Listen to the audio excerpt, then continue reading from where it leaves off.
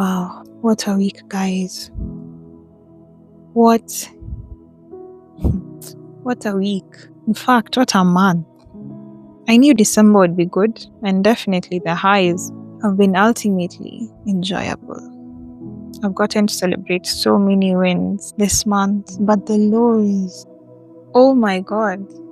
I hope you all have had a better time than I have. I genuinely do. But if you know me, I mean really know me, you'd get to see that I'm quite a workaholic. And I don't even mean this particularly in the sense of work, like schoolwork or any other type of work, but when it comes to the aspect of being productive, it's almost like I have to be productive before I rest. And I know that's common sense, like rest is linked to work. It comes after work, definitely, but I don't think you understand the level of obsession I'm talking about here. It's not really a flex, it's something that I'm actually trying to get out of. Not healthy, would 100% not recommend. And lately, I just got to see two quotes that really hit home for me. Two quotes that made me realize how toxic of a mindset that is. And especially considering how much it was affecting me, both in ways that I could see and ways that I was very subconscious of. And one quote just said that when work is an idol, rest feels like a sin. Now, we know sin to be this grand thing most times, but for me, I just interpreted it as some wrong. Just like a wrong. Rest feels wrong, and I could relate to that so much because I could be tired, I could be falling asleep, I could be literally on the brink of a breakdown, and I'll still want to make my day productive.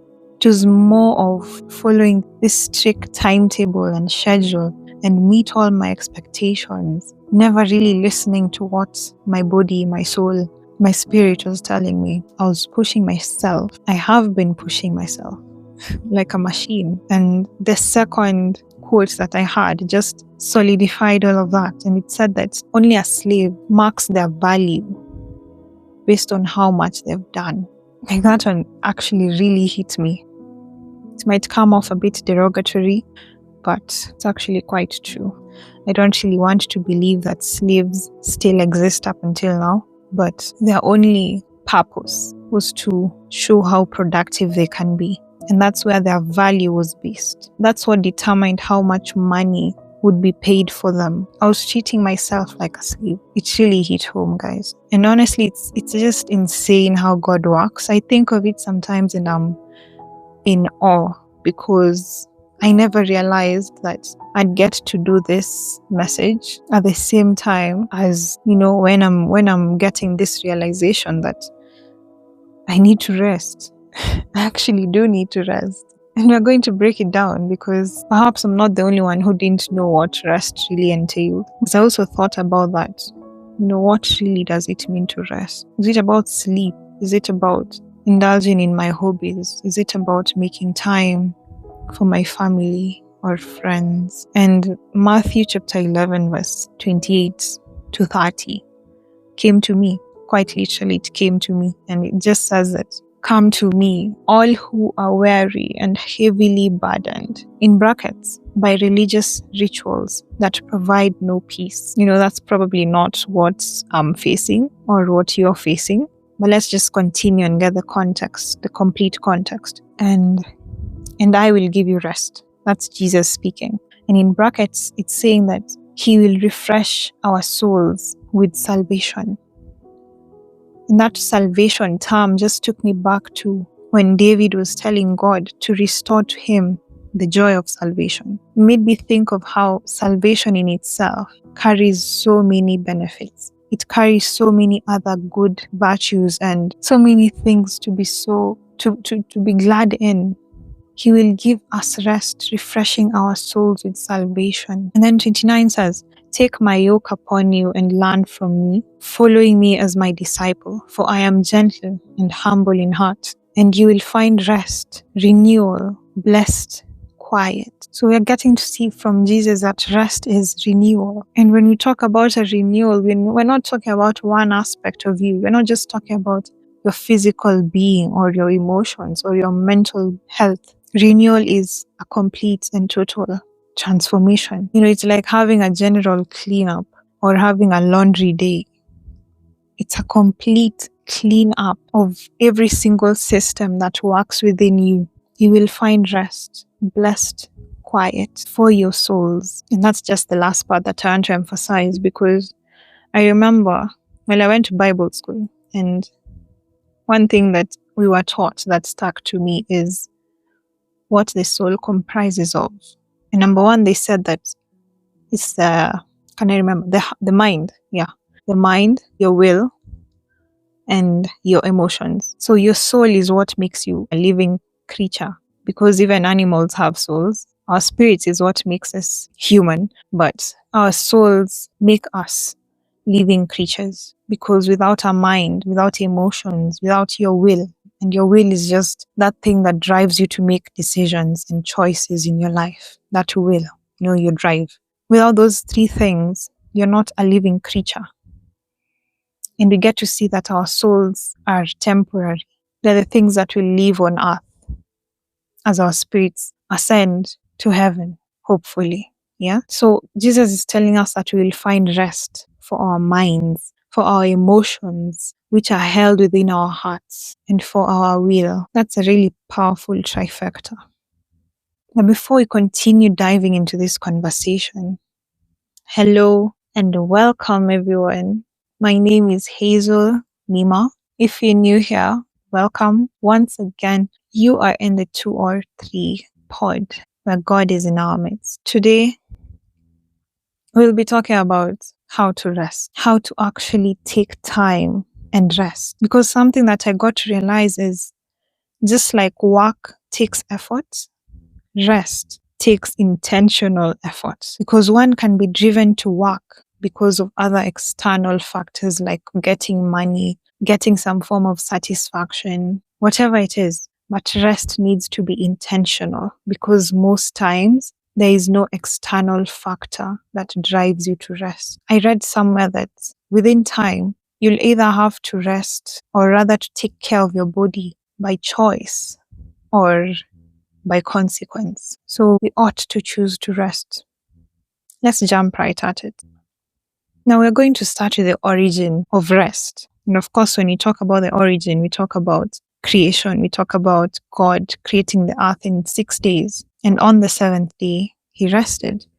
And we can get to read that from Genesis chapter 2, verse 1 up until about 3. And it's saying, "Thus the heavens and the earth were finished, and all the host of them. And on the 7th day, God finished his work, which he had done. And he rested on the 7th day from all his work, which he had done." And verse 3 says, "So God blessed the 7th day and hallowed it, because on it God rested from all his work, which he had done in creation." From this, we're getting to see the aspect of work versus rest. One coming before, one coming after. We also get to see the aspect of this being a holy day. It's almost like it's a requirement, almost like a command from God. Because even from the 10 commandments, you're being told to keep the Sabbath day holy. Exodus 23 verse 11 even reiterates that. Aside from the 10 commandments, they're still being given, the Israelites that is, they're still being given instructions. And it's repeated in Exodus 23, because the commandments were stated in chapter 20.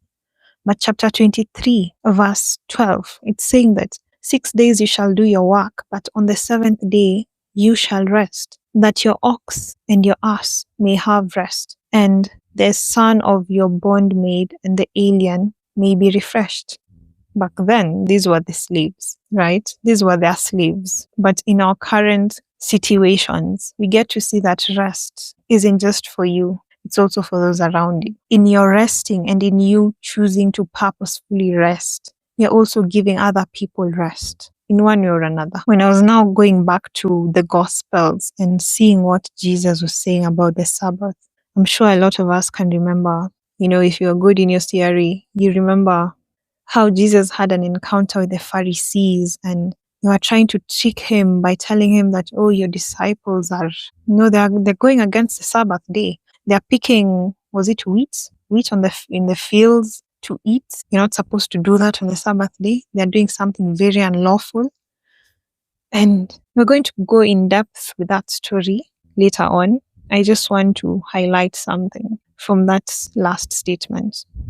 Jesus is Lord over the Sabbath. It's saying that, so the Son of Man is Lord even of the Sabbath. In brackets, it's saying, and he has authority over it. For me, I just interpreted that as, there is no Sabbath without Jesus. There's no rest outside of Jesus. He's Lord even of the Sabbath. We've already gotten to note so many things about rest so far. The fact that it originated from Genesis, the fact that it comes after work, just like it did with God during creation. We see how it's holy. It's a sacred idea. We also see that it's a commandment. It was a commandment to keep this day holy, to not work, to rest from all your work, and to even make sure that your servants have rested. People who are dependent on the work that you probably give them, assign to them, those people also need to rest. But what struck me with this is how there is no rest without Jesus. There is no rest outside of Jesus. And so these Pharisees who are even coming and trying to trap him, trick him, find ways and reasons as to why they should arrest him or make people have to stigmatize him, anything. They're coming with their rules, forgetting that they're talking to the Lord over that Sabbath. Just like we make time to work, just like we dress up to go to work, we schedule our days around work. We need to keep rest in the loop, not at the back of our minds, not at the bottom of our to-do lists, something that only gets done when every other thing is done. I also looked at this aspect of God resting in a completely different light, because after each day, God looked back. He saw that his work was good. The creation was good. We're not being told that it was perfect. We're not being told that it was out of this world. If at all it could have been out of that world. It was good. I'm looking at that and I'm like, could it have been better? Or did he just choose to leave it at good and rest? Because that's something that I properly struggle to do. I always feel like there's room for improvement. I can still push this. I can still do this till the last dying moment. And most time, that moment is when I am completely burnt out. He saw that the work was good. He doesn't tell us it was perfect. He doesn't tell us that that was the best he could have done. It was good. This is one of those moments when I really take the words in the scriptures quite literally, because there's a difference between these grammatical words. There's a very big difference. And I will actually take it literally, like it was good. It wasn't perfect. It wasn't out of this world.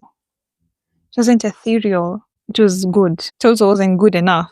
It wasn't satisfactory. It was just good. I think we need to leave it at good, guys. We need to leave it at good and take the time to rest. Now, as I was going through Instagram, I know that this is quite a controversial way of getting a word, but in my defense, I didn't really know that this would become a word, or rather a message. So kindly just indulge me for what I'm about to say. I saw a reel, I think probably a post, maybe, I can't remember, but the woman was explaining how rest isn't just physical. She was trying to explain how probably sometimes when we sleep, you might even sleep for 8 hours, 9 hours, 10 hours, wake up, still tired, take a nap, 1 more hour or some minutes, I don't know, and you're still tired, you're still drained, you still feel like you have no energy. And she was just explaining that we get the whole aspect of rest so wrong, because rest isn't just physical. There are actually 7 types of rest. I was so shocked to know that. 7 types, 7 ways in which you should replenish yourself, 7 ways in which you should be renewed on a regular basis. Of course, we know physical, that we should sleep, we should, eat well, probably work out, anything good for your body. We know the emotional one, where you can journal and, vent, cry to someone, talk about something. We know about mental, what do you do, guys? Mental rest. Mental rest. I don't know. Staying away from work, perhaps just staying in an environment where you don't have to think, where you don't have to critically think, you don't have to solve any problem, where you can just sit down and have your mind wander, have your thoughts rest. I don't know. I don't really think I've ever rested mentally. Perhaps if journaling was under that, yeah. But there's also sensory rest. And I believe that this is something that I've experienced without even knowing the term for it. When I just feel like everything around me is a bit too much, when I feel a bit overwhelmed, the hair is in my face, the food is too hot, the music is too loud, everything is just everywhere. The room is claustrophobic, and I just need sensory rest. I need to get out of there. Anything. We need sensory rest. We can't have our nerves flaring up and then say that we just need to take a nap. Remove yourself from the environment, and we need to be very conscious of when these things happen. We need social rest. This depends on whether you're an introverted or extroverted person. I personally never really knew where I lie. Perhaps if there's a middle, I think they're called ambiverted. I think that's a word. It depends on the crowd. But social rest is you staying away from the people who drain you. And sometimes you can't really control this as much as we would like to. Perhaps it's your colleagues draining you, but you have work from Monday to Friday. You have school from Monday to Friday. And those are the people draining you. So you actually have to consciously and intentionally find time away from these people as many times as you can, whether it's between your days, between the breaks of those days, or just the weekends. You need to stay away from people who drain you, and you need to come back to people who re-energize you. Perhaps if you're introverted, you just want to be alone after a very long week of having to deal with people. If you're extroverted, perhaps you just want to be with the friends or the family members who actually re-energize you. Whatever it is for you, find your social rest, because we can't have our social batteries drained from Monday to Monday and expect that we would feel rested by the time we're starting a new week. We're wondering why today I'm okay and tomorrow I don't even want to associate with those around me. We need to balance it out. And the sixth one is one of my favorites, creative rest. I never really knew this existed, but I've indulged in it, and I did feel relaxed. I just didn't know that it's actually a thing out here. Yeah. For me personally, I'm really into all forms of art. And I always think that anything that takes away the joy from my art is something that I will take away. What I mean by that is, if I'm selling my art pieces and somehow it stops being this enjoyable hobby and it becomes this thing that I have to do to get cash, or it becomes this painting that I have to do before this deadline and it's now just another chore, I will take that aspect of monetization away from what I love. And so creative rest for me looks like doing that which I love, doing that thing that re-energizes my creativity, not just draining it. Perhaps our schoolwork or our work in itself might take away from our creativity. It just asks for more and more critical thinking, more problem solving, more hands-on skills, more creative ideas. And at the end of it all, you just feel like I can't even produce a creative piece if I was paid to do it. We need our creative juices re-energized. Listen to your music. Hopefully that's gospel music for you. Listen to your music. Paint some silly doodles or write a poem. Go to nature and feel inspired. Walk on bare feet. Do something that brings back that goofy, creative aspect that makes us human at the end of the day, that makes us one with nature at the end of the day. We need to rest creatively. And of course, last but not least, spiritual rest. I got to find a way of resting spiritually just recently, and it's been quite effective. I told myself, or rather promised, that I'd be more honest with God. And I know that sounds a bit ironic because he does know everything at the end of the day. He even knows me more than I know myself. He knows what I'm going to do before I do it. So what I mean by that is it's just putting down that aspect where I feel like I have to hide certain aspects of my day from God and feeling like I have to present my most perfect version every time I'm going on my knees to pray to Him or just to talk to Him. And I told myself that I need to be honest. I need to go, if I need to cry, if I need to tell Him about how disappointing something was, if I need to just go and ask Him where He was when something really bad or really sad happened to me during the day, I would. And it has really helped me, guys. I don't know how many of you do that. If you do, then you're probably on the right track. It's really effective because I don't even think this message would have been born if I didn't do just that. I had to go to God. I had to ask Him what rest means. I had to ask Him why I'm so tired. I had to ask Him why I'm just overwhelmed because I was resting physically without knowing that I was still on sensory overload. The moment I woke up, I was still void of creativity. The moment I woke up, I was still void of emotional and mental rest every single morning because I actually take care of myself, guys. I eat well, I sleep. So I wasn't getting it. And I just felt like I didn't really have time for hobbies and all the other things that I loved. And so, all these other aspects of rest were being rooted out of my life slowly, gradually. I didn't realize it. I had to ask Him, what does it mean when you tell me that you give me rest for my soul? What does it mean that your yoke is easy and your burden is light, Jesus? And I just had to be very honest. I had to be very vulnerable. 10 out of 10, guys. And just to wrap all of this up, we need to be clear on one thing, yeah?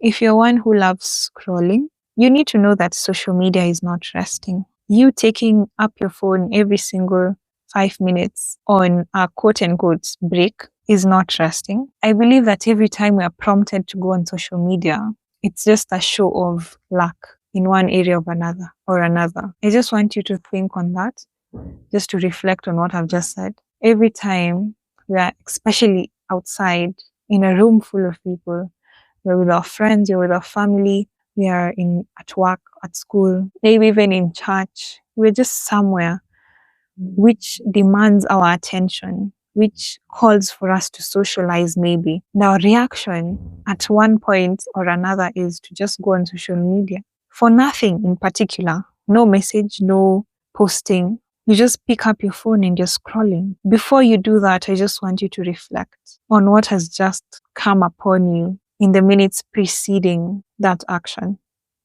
Perhaps your social battery is gone. You've not rested socially, and now you're looking for an escape.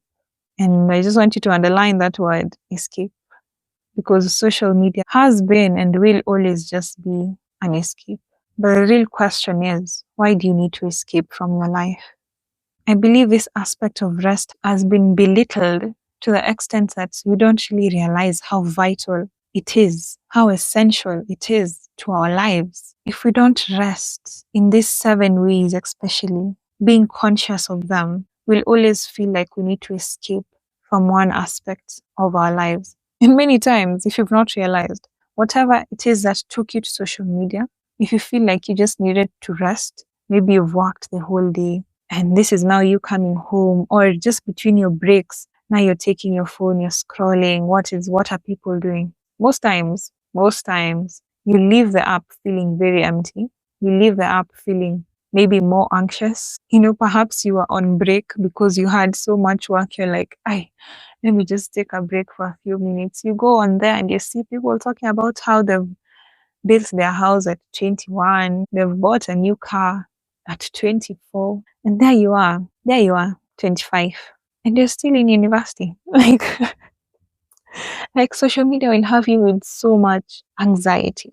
Social media will have you worse off than when you actually picked up that phone. I'm standing on that fact, especially when you had nothing that you were doing when you got on the app. So find out what area of your life you need rest and stop escaping instead.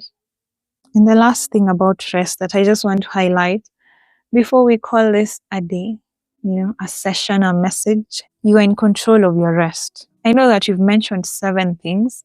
I'm sure that more than half of those are things that are new to us.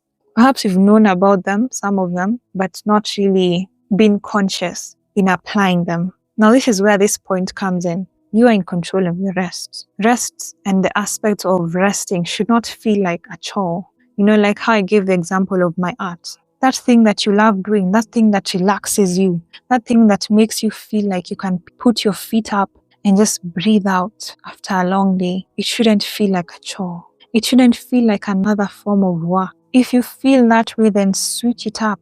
You're literally in control of your rest. And that's why I love what Jesus said in Mark 2, when he was still talking to these Pharisees about how he is Lord over the Sabbath, yeah? And just some verses preceding that, Jesus is telling these people, have you never read what David did when he was in need and he was hungry? How he went into the house of God in the time of Abiathar, the high priest, and he ate the sacred bread, which is not lawful for anyone but the priests to eat. And how he also gave it to the men who were with him. So Jesus is saying, why are you so strict on rules? Why are you so strict on what is lawful or unlawful? Have you never read in those same scriptures that you're quoting this from how David did this? Even though it was not lawful for him to do so, he did it based on the circumstance. This person was hungry. There was food there. So should we still worry so much about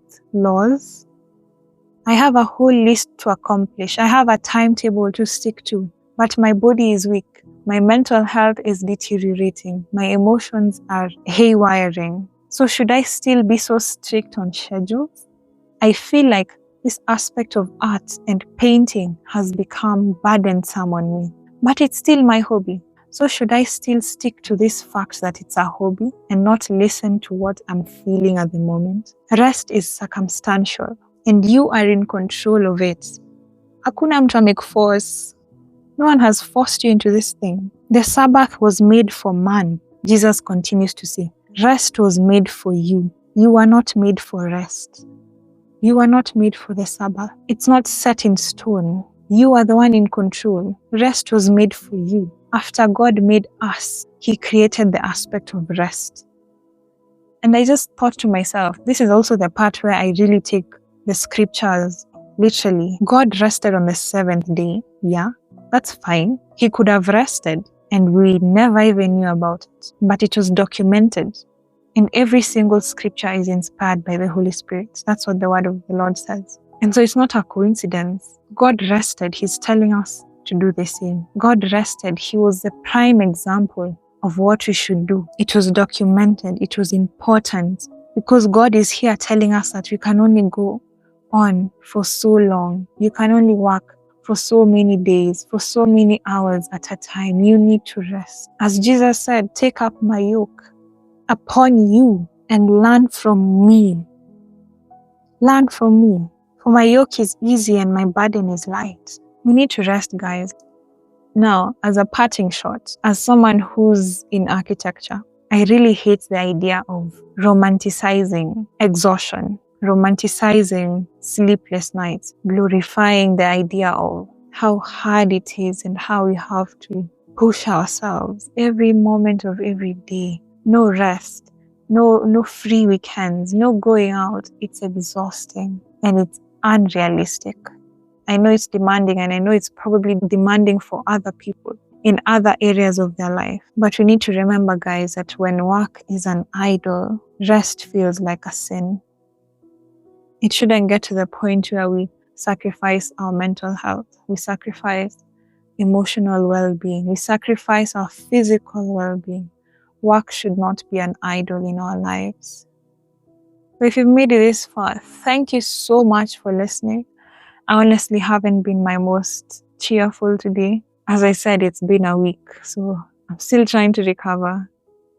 But we'll get there, yeah?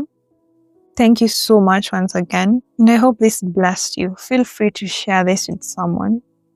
A fellow workaholic, a fellow architecture student, a fellow friend, anyone who you know might need it. And I hope to have yet another conversation with you next time. Have yourself a blessed, an amazing, amazing day or night.